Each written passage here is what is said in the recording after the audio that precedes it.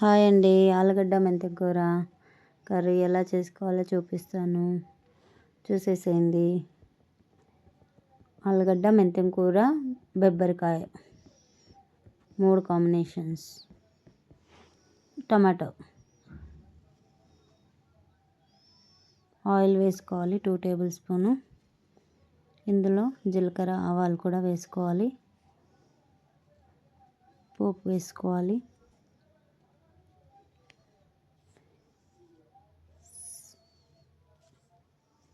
ఇందులో పచ్చిమిర్చి వేసుకోవాలి.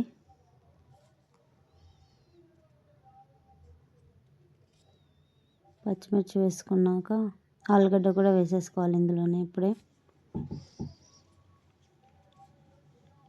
ఆలుగడ్డ వేసి కలిపేసేయాలి. కలిపేసి పెట్టేసేయాలి.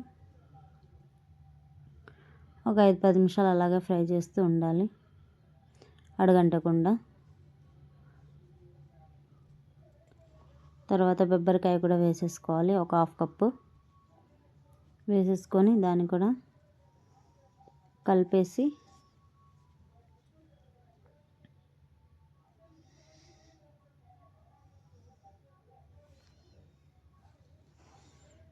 కలపాలండి. ఇది కూడా కలిపేసుకొని ఇది ఒక 5-10 నిమిషాలు ఇది కూడా ఇలాగే ఫ్రై చేసేసి కలుపుతూ ఉండాలి హైలోనే. హైలో కలపడం వల్ల మనకి ఆలుగడ్డ మంచిగా ఫ్రై అవుతుంది.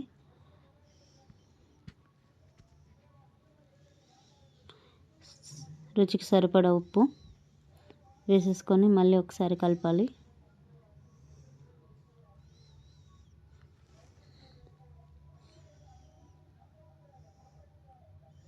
హైలోనే పెట్టి కలిపేస్తూ ఉండాలండి. ఇలాగా కొంచెం అడుగంటినట్టు ఉంటుంది. ఇప్పుడు మెంతెం కూర వేసేసుకోవాలి. మెంతెం కూర ఒక 3 కట్టలు తీసుకున్నా నేను. మీరు తక్కువే తీసుకోవచ్చు.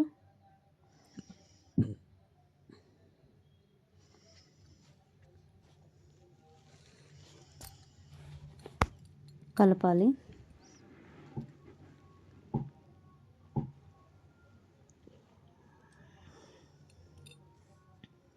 మూత పెట్టేసుకోవాలండి. కలిపేసి టమాటోస్ ఒక 6-7 తీసుకొని మిక్సీలో వేసుకొని మిక్సీ పట్టేసుకోవాలండి.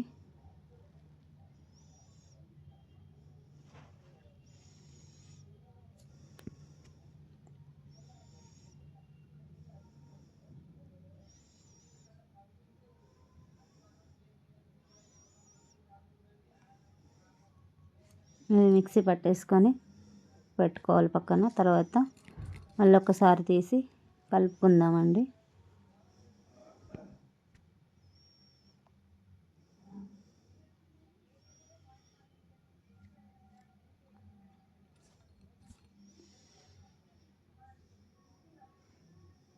మంచి ఫ్రై చేస్తే చేదు వాసన అనేది పోతుందండి. చేదు అనేది ఉండదు. తర్వాత కొద్దిగా పసుపు వేసుకొని మళ్ళీ ఒకసారి కలుపుకోవాలి.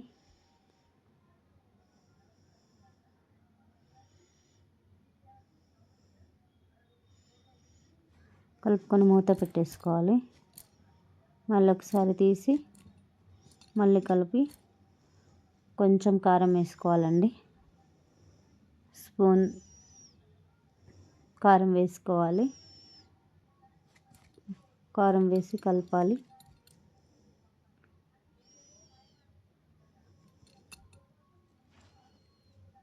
కలిపేసిన తర్వాత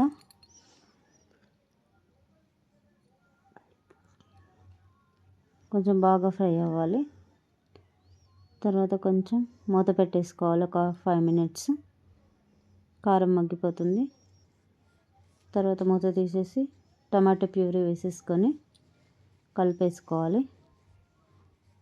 టమాటో ప్యూరీ మంచిగా మగ్గే వరకు కలిపేసుకొని వాటర్ వేసేసుకోవాలి. కొంచెం వాటర్ వేసేసుకొని ఒక 10 నిమిషాలు ఉడికించుకోవాలండి.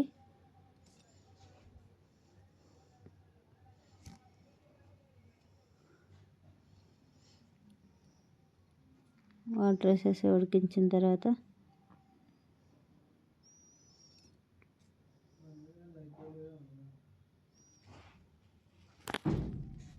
ఆల్మోస్ట్ అయిపోయినట్టేనండి. ఒక 5-10 నిమిషాలు ఉంచేసుకొని దించేసుకోవడమే. చపాతీలోకి ఎంతో రుచికరమైన మెంతికూర కర్రీ రెడీ.